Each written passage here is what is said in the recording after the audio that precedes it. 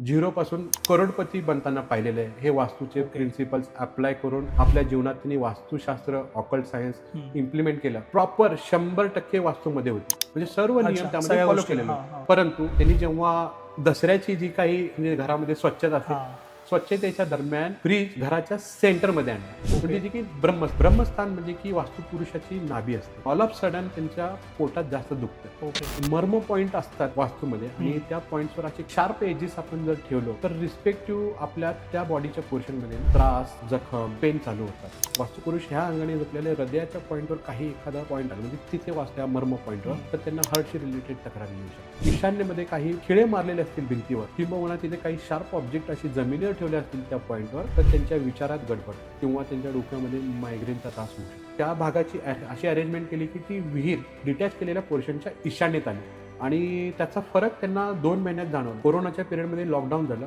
पण ती फॅक्टरीला लॉकडाऊनच्या काळामध्ये ट्रिपल ऑर्डर त्यामध्ये उत्तर आणि ईशान्य दिशेमध्ये असलेली अडगळ, त्यानंतर बंद पडलेले नळ, टॅप्स आणि विविध कोपऱ्यामध्ये असलेला अंधार. ह्या केसमध्ये वास्तुशास्त्र काय म्हणतं की ह्या घरामध्ये फायनान्शियल किंवा इन्कम किंवा मनीचा फ्लो येतच नाही. आपण जेव्हा घरात असू त्या केसमध्ये आपली एनर्जी इंटॅक्ट राहते किंवा आपल्यावर कुठल्याही गोष्टीचा निगेटिव्ह इफेक्ट होणार नाही. परंतु जेव्हा बाहेर जातील त्या केसमध्ये त्यांना निगेटिव्ह इम्पॅक्ट होतो. परंतु आपण ॲस्ट्रो वास्तू टेक्निकनुसार त्यांना असे काही सजेशन, काही रेमेडीज सांगतो की बाहेरच्या कुठल्याही एनर्जीज त्यांच्यावर निगेटिव्ह इम्पॅक्ट करणार. मॅक्सिमम शेतकऱ्यांना हे माहितीच नाही की तयार झालेला माल कुठे ठेवायचा. तर त्यांनी आपल्या फार्मच्या आपलं गोडाऊन बांधणं अपेक्षित आहे जेणेकरून त्यांना त्याचा लाभ, फायदा दुप्पट तिप्पट परतावा मिळेल. विद्यार्थ्यांनी वेस्ट आणि साऊथ वेस्ट ह्या झोनमध्ये बसून स्टडी केल्याने त्यांची जी प्रगती आहे अभ्यासातली त्यांच्या एक्सपेक्टेशनच्या बियॉन्ड जाते. लोकांना साऊथ वेस्ट म्हणून साऊथ वेस्ट मध्ये झोपतात जे की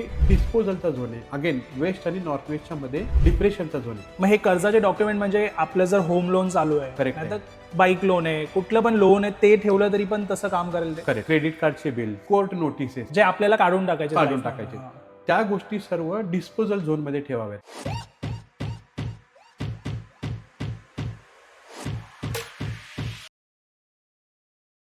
नमस्कार मित्रांनो, स्वागत आहे तुमचं अजून एका नवीन पॉडकास्टमध्ये. आजच्या पॉडकास्टचे जे गेस्ट आहेत त्यांचं नाव आहे श्रीशैल महादेव कापसे सर आणि ह्यांना 15 वर्षाचा वास्तूचा एक्सपिरियन्स आहे. इंट्रो पाहिल्यानंतर तुम्हाला समजलं असेल की बऱ्याच गोष्टी ज्या आजपर्यंत आपण पॉडकास्टमध्ये डिस्कस नाही केल्यात त्यावर आपण चर्चा करणार आहोत. खूप इंटरेस्टिंग पॉडकास्ट होणार आहे. बरेच तुमच्या प्रश्नांची उत्तरं तुम्हाला मिळणार आहेत. पॉडकास्ट जो आहे तो शेवटपर्यंत पहा. नमस्कार सर. नमस्कार, स्वागत आहे तुमचं आपल्या पॉडकास्टमध्ये. तुम्ही तुमचा एक शॉर्ट इंट्रोडक्शन आपल्या ऑडियन्सला करून द्या. माझा नमस्कार आपल्या सर्व ऑडियन्सला. मी Shrishail Mahadev Kapse, basically bachelor of engineering in civil झालेलं आहे आणि डिप्लोमासुद्धा इन सिव्हिल इंजिनिअरिंग झालेलं आहे. गेली 15 वर्ष आम्ही वास्तुशास्त्र, ऑकल्ट सायन्स या विविध residential, commercial, industrial, in fact farming सेंटरमध्ये आम्ही वास्तुशास्त्र लोकांना कन्सल्टन्सी दिलेलं आहे आणि अगदी आज आम्ही लोकांना झिरोपासून करोडपती बनताना पाहिलेलं आहे. हे वास्तूचे प्रिन्सिपल्स अप्लाय करून आपल्या जीवनात त्यांनी वास्तुशास्त्र, ऑकल्ट सायन्स इम्प्लिमेंट केलं तर ते सक्सेसफुल स्टोरी म्हणजे चांगले आहेत. बरोबर. हा, तुमचा इंटरेस्ट वास्तूला घेऊन कसा निर्माण झाला? काय असं घडलं तुमच्या लाईफमध्ये की वास्तू तुम्ही चूज केलं? क्वेश्चन खूप चांगला आहे. जेव्हा कॉलेज लाईफमध्ये कम्प्युटर्सचे लॅब आहेत त्या लॅबमध्ये आम्ही काही विशिष्ट ठिकाणी कम्प्युटर्स जे आहेत ती एकदम प्रॉपर चालायची आणि त्याच रूममध्ये कम्प्युटर्स काही वेळेस कंटिन्युअसली एका फ्रिक्वेन्सीनंतर बंद पडायची. अच्छा. आणि तसंच हॉस्टेलची जी मुलं आहेत ती फर्स्ट इयर नंतर दुसऱ्या इयरला त्यांची रूम चेंजेस होतात. मग ती रूम चेंजेस झाल्यावर फेल होणारी मुलं तिथे जाऊन प्रावीण्य निघाली किंवा ते एकदम एक्सपर्ट झाले अभ्यासात. ओके. तर ह्या सगळ्या गोष्टीतून ॲज अ ऑब्झर्वर जिज्ञासा निर्माण झाली की हे असं का होतं. बरोबर. ही गोष्ट इथे असेल तर अशी आणि त्या दुसऱ्या झोनमध्ये गेल्यावर ती बिलकुल अपोजिट साईडमध्ये घडते. तर हे अशीच बऱ्याच ऑब्झर्वेशन्समध्ये एक कळालं की हे वास्तू काम करते. ओके. त्या घरातील त्या वास्तूमधील एनर्जीज त्या व्यक्तींवर पॉझिटिव्ह किंवा निगेटिव्ह इन्फ्लुएन्स करत असतात. अच्छा. आणि त्यातूनच पुढे डेव्हलप होत होत आम्ही वास्तुशास्त्राकडे येण्याचा कल झाला. ओके. आणि टेक्निकल असल्यामुळे आम्हाला थोडंसं सिव्हिल इंजिनियर हा बॅकग्राऊंड असल्यामुळे आम्हाला आणखीन त्यामध्ये इंटरेस्ट निर्माण झाला. Okay okay. सर, वास्तू ही का महत्वाची आहे? तर तुमचा इतका 15 वर्षाचा अभ्यास आहे त्याच्यावरती, सो त्याचं महत्व जरा सांगा. याला एक सुंदर म्हण आहे की पिंडे आहे ते ब्रह्मांडी. आपले पूर्वज पहिला म्हणायचे पिंडे आहे ते ब्रह्मांडी. म्हणजे आपली जी पिंड आहे, म्हणजे आपलं हे जे शरीर आहे ते पंचतत्वांनी बनलेलं आहे. वेरॅज नेचर जे आहे ते सुद्धा पंचतत्वांनी बनलेलं आहे. ह्या दोघांमधील दुवा कोण आहे? वास्तू. बरोबर. तर निसर्गाची जी शक्ती आहे ती मानवी जीवनास समृद्ध करण्यासाठी वास्तू ही महत्वाची भूमिका पार पाडते. निसर्गातील सर्व शक्ती आपल्या घरामध्ये आणण्यास, सकारात्मकता वाढवण्यास आपल्याला मदत करते. त्यामुळे वास्तू ही आपल्या मानवी जीवन आणि निसर्ग यांच्यामधील समतोल आहे ती वास्तुशास्त्रानुसार बांधली गेली पाहिजे. तर ही महत्वाची एनर्जी आहे, जे कॉस्मिक एनर्जी, पृथ्वीची चुंबकीय शक्ती, ग्रॅव्हिटी फोर्स, ह्या सर्व फोर्स आपण आपल्या जीवनात आणावा हा वास्तुशास्त्राचा उद्देश आहे. मी एक उदाहरण सांगेन तुम्हाला. आमचे एक एक्स क्लायंट आहेत, 2 बंधू होते. ओके. तर त्यांनी शेतामध्ये चांगली प्रॉपर्टी डेव्हलप केली. तर एखाद्यांचा म्हणजे एक जे मोठे बंधू होते त्यांनी वास्तुशास्त्रानुसार सगळं घर बांधून घेतलं. वेरॅज त्यांचे जे छोटे बंधू होते तर त्यांनी वास्तूला त्यांचा थोडासा रेजिस्टन्स होता किंवा ते वास्तूला मानत नव्हते. मग त्यांनी त्यांच्या ती प्रॉपर्टी त्यांच्या हिशोबाने बांधली गेली. वेरॅज आम्ही जी प्रॉपर्टी त्यांना म्हणजे प्लॅन करून दिलं, त्यातील एनर्जी काढून दिल्या, त्यातील त्यांची जी एम आहे लाईफची त्यानुसार त्या घरामध्ये सगळं आम्ही डिझाईन करून दिलं आणि ते फॉलो केलं, डेव्हलप केलं.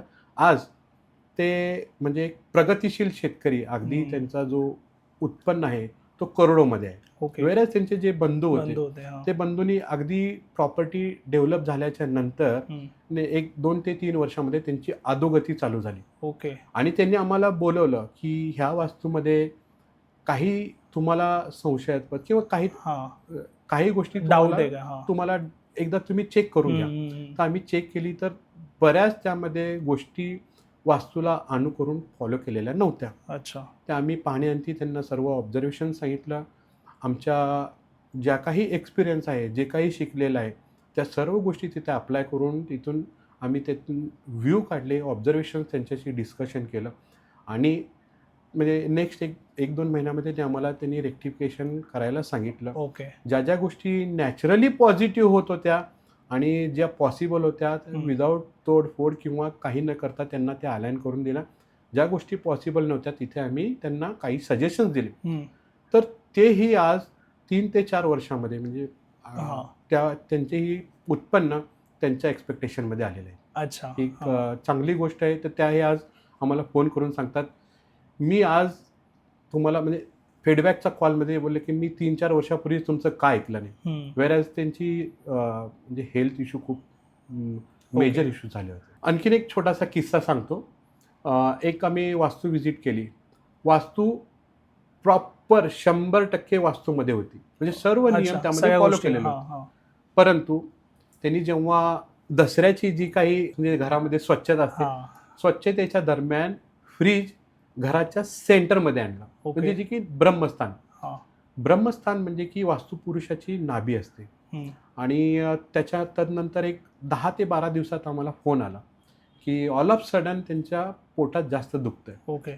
आणि आम्ही विचारणा केली की तुम्ही काही चेंजेस केलेत का, काय केलेत? तर त्यांनी म्हणलं आम्ही चेंजेस केले नाही. त्यांच्या डोक्यामध्ये हे नव्हतं की फ्रीज आम्ही शिफ्ट केलं. बरोबर.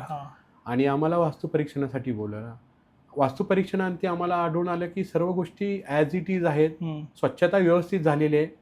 फ्रीज जो आहे तो वास्तूच्या मर्म पॉईंटवर म्हणजे वास्तुपुरुषाच्या नाभी तत्वावर आहे. ओके. आणि आम्ही ते शिफ्ट करायला सांगितलं.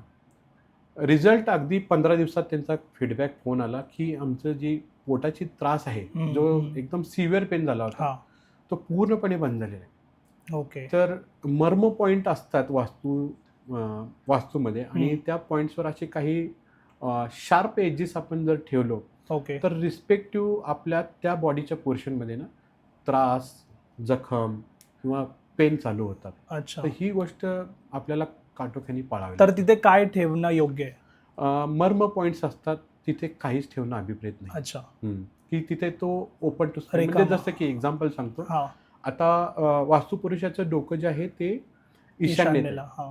आणि पाय जे आहेत ते दक्षिणेला आहे बरोबर. आणि दोन्ही म्हणजे उजवा हात आणि उजवा गुडगा आणि हा हम्म. कोपरा तो आहे आग्नेयमध्ये आणि डावा जो हात आहे तो वायव्येत आहे. म्हणजे हा पूर्ण पोर्शन आपल्या हृदयाच्या पोर्शन म्हणजे वास्तुपुरुष ह्या अंगाने झोपलेल्या हृदयाच्या पॉईंटवर काही एखादा पॉईंट आला म्हणजे तिथे त्या मर्म पॉईंटवर तर त्यांना हार्टशी रिलेटेड तक्रारी येऊ शकतात. ओके.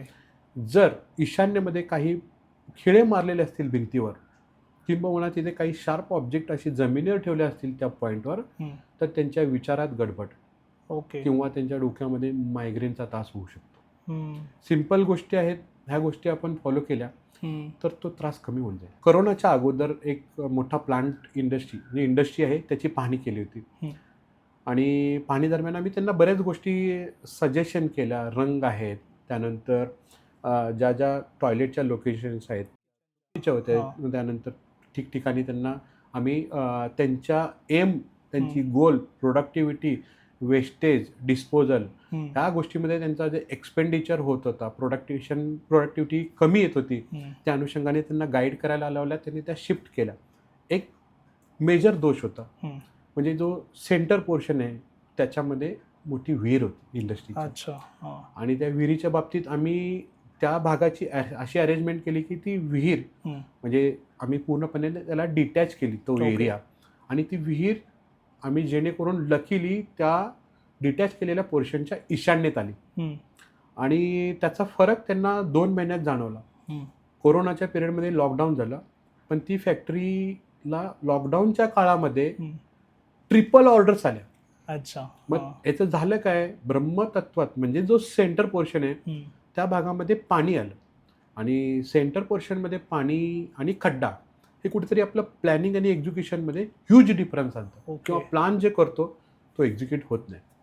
वेराज त्यांनी जे प्लॅन केलं होतं कोरोनाच्या अगोदर तो प्लॅन इंटॅक्ट राहिला. इनफॅक्ट त्यांना लॉकडाऊनमध्ये ऑर्डर्स 4 टाइम्स झाला.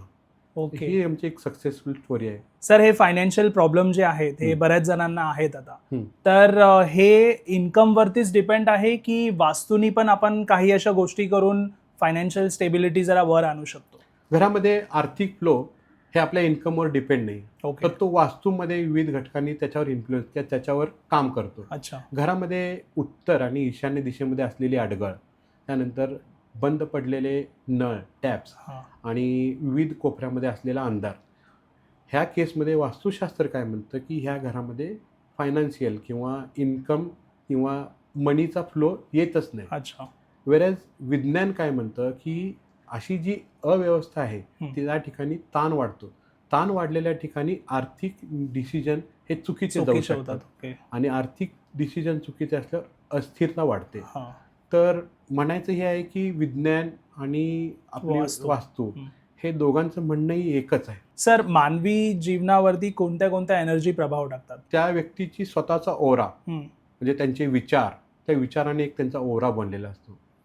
दुसरा आहे की बायो एनर्जी म्हणजे त्यांची जी संगत आहे त्यांची एनर्जी यांना भेटलेली असते. आणि तिसरी एनर्जी आहे ती वास्तूमध्ये. तर वास्तूमध्ये कॉस्मिक एनर्जी म्हणजे जी की आपल्याला ईशान्य जागेतून मिळते. त्यानंतर टेलेरिक एनर्जी असते जी फायनान्ससाठी मदत करते. साऊथ ईस्ट, साऊथ आणि साऊथ वेस्ट ह्या 3 झोनला ती टेलेरिक एनर्जी आपली कनेक्ट होते.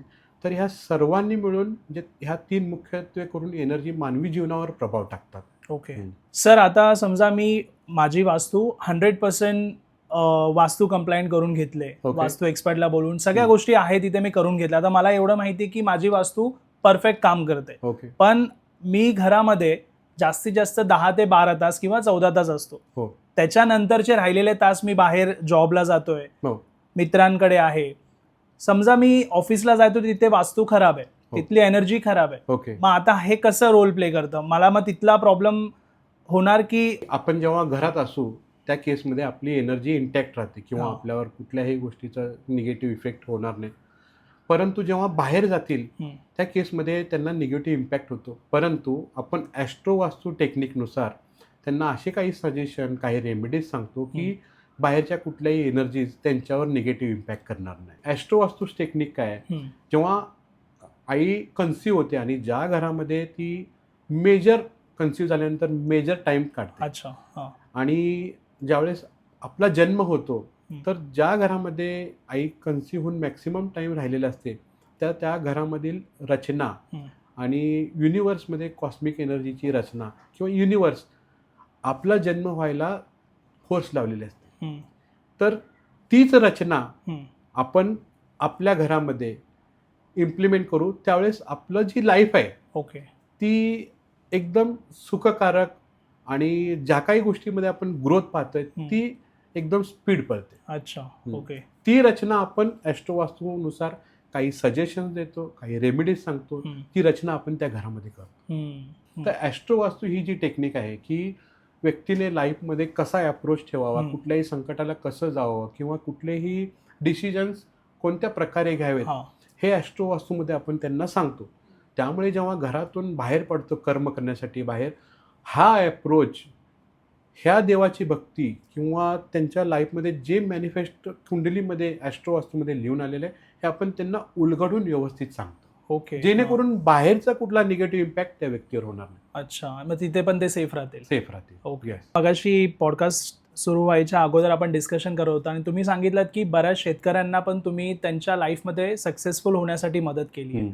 आता बऱ्याच शेतकऱ्यांना ना हे माहिती नसतं की त्यांचा जो माल आहे जो ते रेडी करतात इतकं वर्ष मेहनत करून तो ठेवायचा कुठे आणि त्याच्यामुळे त्यांना लॉस पण होतात आणि आपण जे प्रकरण होतात लॉस झाल्यानंतर ते तर पाहतोच न्यूज वगैरे मध्ये येतात. सो त्यांच्यासाठी काहीतरी असा वास्तू उपाय सांगा जे त्यांना मदत करेल. मॅक्सिमम शेतकऱ्यांना हे माहितीच नाही की तयार झालेला माल कुठे ठेवायचा आहे. वेस्ट इज बेस्ट झालेला आहे. वेस्ट ही जी झोन आहे ही वरुण देवताची आहे. तर वरुण देवता तिथे आपण काय ठेवू त्याचं एक्सपान्शन करते. तर तिथे आपण शेतकऱ्यांना हे सांगायचं आहे की ते तयार झालेला जो माल आहे काही महिने काही दिवस तिथे ठेवावा लागतो किंवा एक गोडाऊन बांधावा लागतो. तर तो गोडाऊन आपल्या फार्मच्या वेस्ट झोनमध्ये ठेवल्याने त्या मालाला आपल्याला मल्टिप्लिकेशनमध्ये गेन बेनिफिट मिळण्यास मदत होते. तर आता ह्या प्लॅटफॉर्मवरून जे शेतकरी आहेत शेतकरी मायबाप तर त्यांनी आपल्या फार्मच्या पश्चिमेत आपलं गोडाऊन बांधणं अपेक्षित आहे. जेणेकरून त्यांना त्याचा लाभ फायदा दुप्पट तिप्पट परतावा मिळेल. ओके. परंतु हे निश्चित आहे की इथे ठेवल्याने त्यांना परतावा जो आहे तो द्विगुणित त्रिगुणित ह्या झोनमध्ये. अच्छा. ओके. सर आता भारतामध्ये सगळ्यात म्हणजे आपण म्हणू शकतो की रिच शहर आपलं मुंबई. हो. तर मुंबईबद्दल तुमचं काय म्हणणं आहे की ही वास्तूची रचना कशी आहे? मुंबई ही देशाची आर्थिक राजधानी आहे त्यात नो डाऊट. आणि त्यात माझं ऑब्झर्वेशन असं आहे की मुंबईमधील जे रस्ते आहेत ईस्टर्न एक्सप्रेसवे वेस्टर्न एक्सप्रेसवे ही सरळ आहेत. तर येथील जी जनता आहे किंवा येथील जे आहेत व्यक्ती ते सगळे स्ट्रेट फॉरवर्ड आहेत. कुठलंही काम स्ट्रेट फॉरवर्ड म्हणजे लटकीपट त्यांचे जे विचार आहेत थॉट आहेत ते सगळे आहेत. त्यातल्या त्यात जर नॉर्थ ईस्ट साऊथ वेस्टचा जर आपण विचार केला तर नॉर्थकडे आपली बोरिवली झोन आहे तो सगळा एक्सपांड होत चालले. नॉर्थ आपला एक्सपांड होत चालला म्हणजे जसे की नॉर्थ जास्तीत जास्त ओपन म्हणजे त्या दिशामध्ये त्या सिटीमध्ये किंवा त्या वास्तूमध्ये कुबेरांचं आशीर्वाद चांगला. ओके. वेरेज साऊथ मुंबई म्हणजे जिथे की आपला पॉवर हाऊस आहे. बरोबर. आणि सांस्कृतिक सुद्धा तिथे कला आहे. तर हे अगेन आपली जी महाराष्ट्राची मंत्रिमंडळ आहे ते मुंबईच्या साऊथ झोनमध्ये बसतात जे की खूप पॉवरफुल आहे. आपला वेस्ट झोन आहे मुंबईचा जे की पूर्ण वेस्टमध्ये पाणी आहे अरेबियन समुद्र आहे. तो वेस्ट झोन हा वरुणचा आहे. तर वरुण वेस्ट झोनमध्ये सगळ्या गोष्टी एक्सपांड करतात. त्यामुळे मुंबई जी आहे ती आर्थिक राजधानी आहे. बरोबर. आणि ईस्ट ठाणे वाशी तर ही एक नवनवीन संकल्पना नवीन कल्चरल किंवा ज्या गोष्टी करिअरशी संबंधित आहेत जसे की आता इकडे नवीन नवीन टेक्नॉलॉजीच्या कंपन्या सेटअप होतात. बरोबर. तर ह्या गोष्टीने ही मुंबई जी आहे ती चारही दिशांनी आणि 4 उपदिशांनी समृद्ध आहे.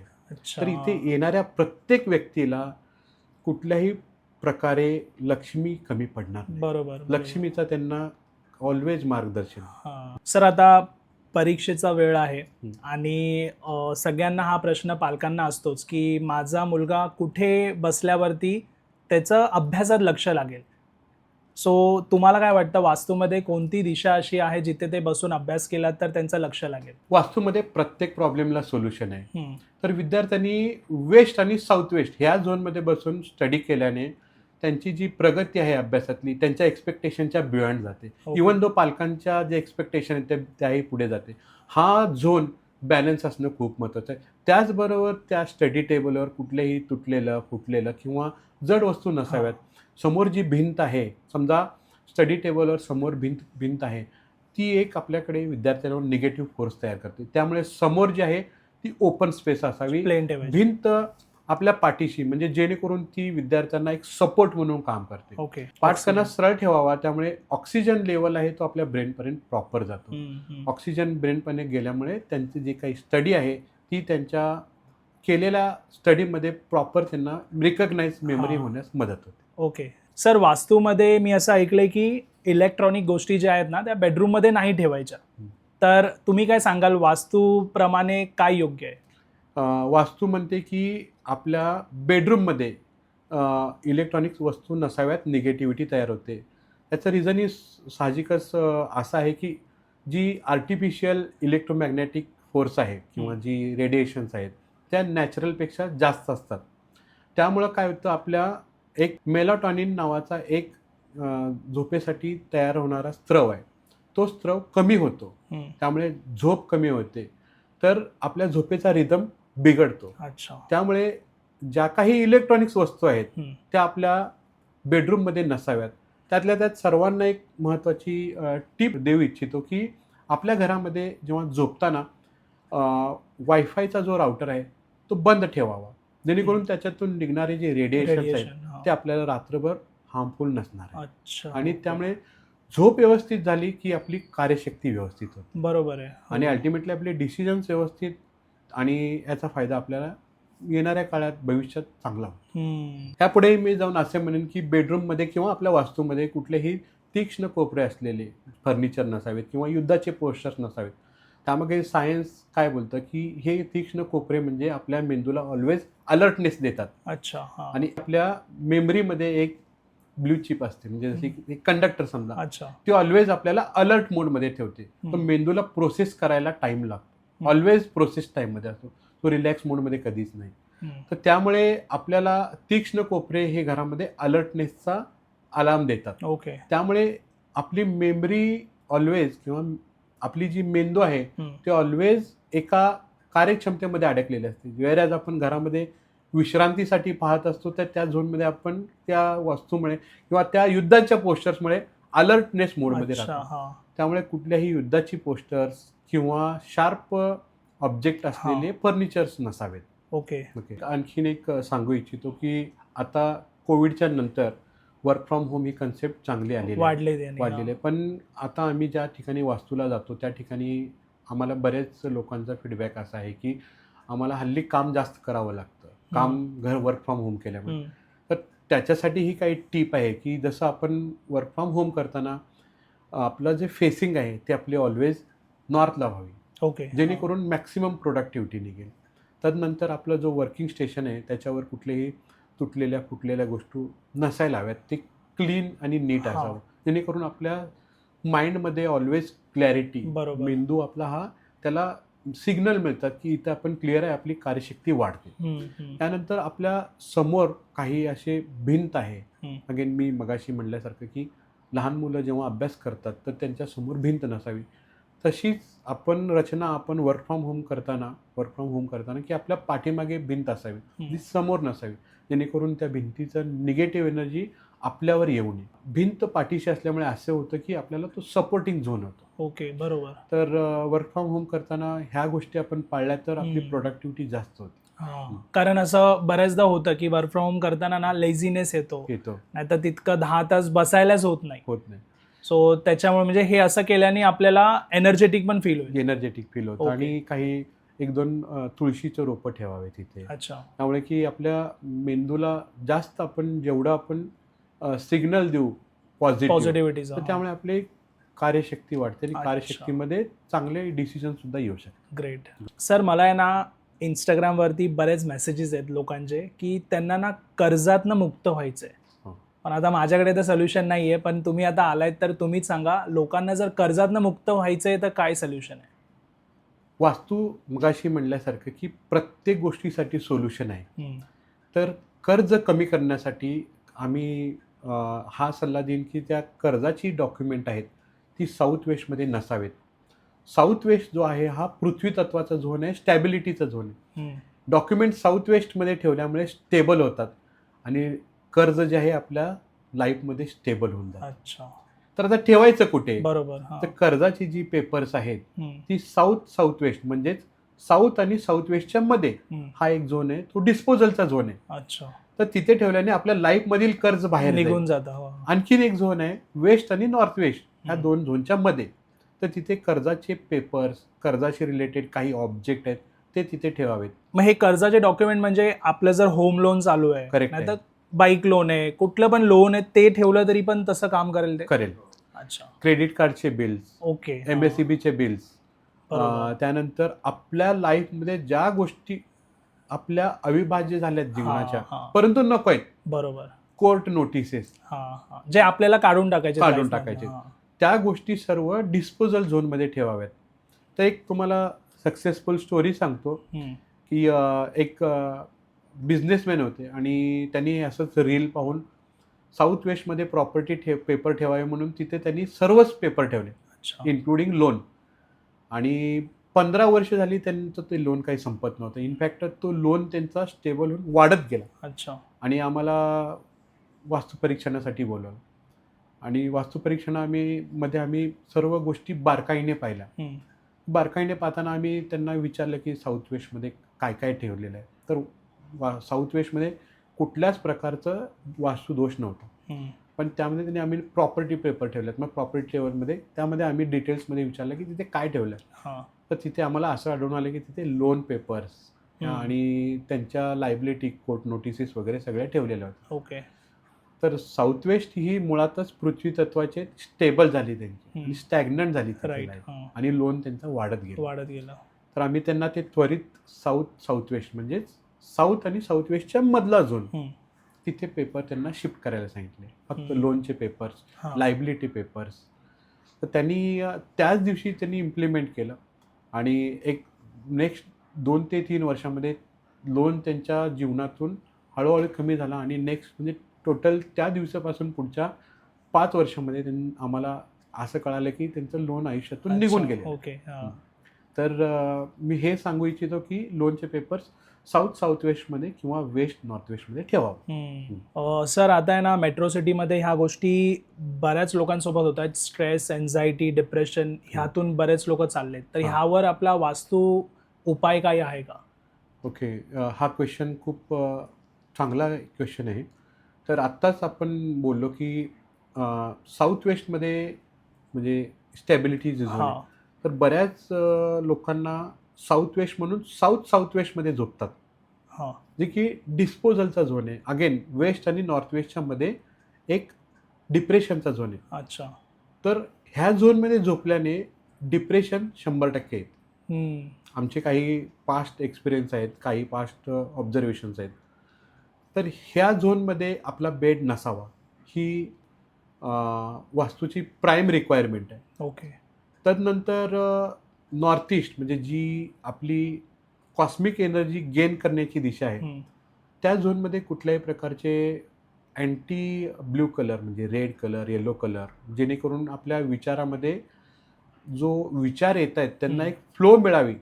तर हे 2 कलर त्या विचारामध्ये गडबड करतात आणि विचार आपले निगेटिव्ह जाऊ शकतात. त्यामुळे नॉर्थ ईस्ट ही दिशा जी आहे ती आपल्या इष्टदेवताशी कनेक्ट करणार आहे. तिथे मंदिर असावं किंवा तिथे सकाळच्या वेळी 15-20 मिनिट बसावं. जर समजा तिथून ऊनच येत नसेल तर कॉस्मिक एनर्जी गेन करण्यासाठी आपण रोज मिनिमम हाफ ॲन आवर बाहेर फिरायला जावं, जेणेकरून आपल्याला सूर्यप्रकाशाची शक्ती मिळेल आणि त्यामध्ये सेरोटॉनिन म्हणजे जी की एक आनंदी हार्मोन्स तयार करण्यानी सेरोटॉनिन ओके. सूर्यप्रकाशातून मिळते. हां. तर ती सेरोटॉनिन आपल्याला शांत आणि आनंदी ठेवण्यास मदत करते. नंतर त्या व्यक्तीची टेलरिक एनर्जी जी असते, म्हणजे टेलरिक म्हणजे आपल्याला पृथ्वीमधून मिळणारी एनर्जी ती कमी असेल तर त्यांनी म्हणजे उघड्या पायांनी रोज 10 ते 15 मिनिट ग्राउंडिंग करावं, म्हणजे ग्राउंडवर चालावं. ओके. त्यामुळे त्यांचा फायनान्स वाढताना पाहिलेलं आहे मी.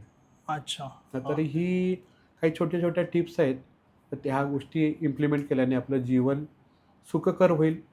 आणि हे वास्तुशास्त्र जे आहे हे सायन्स आहे, प्युअरली एनर्जी सायन्स आहे, त्याला शास्त्राची जोड आहे. वास्तुशास्त्रज्ञाला घर दाखवून बरोबर. आपल्या पुढचं जीवन म्हणजे पुढचं जे आयुष्य आहे ते सुखकर करून घ्यावं, जेणेकरून त्यांची जी गोष्ट आहे मॅनिफेस्ट, ज्या गोष्टीसाठी त्यांचा जन्म झाला आहे विना अडथळ्यात, त्या गोष्टी त्यांना अचीव्ह त्यांच्या लाईफमध्ये अचीव्ह करायला मदत होईल. Yes. ही वास्तू परीक्षण करून घ्या.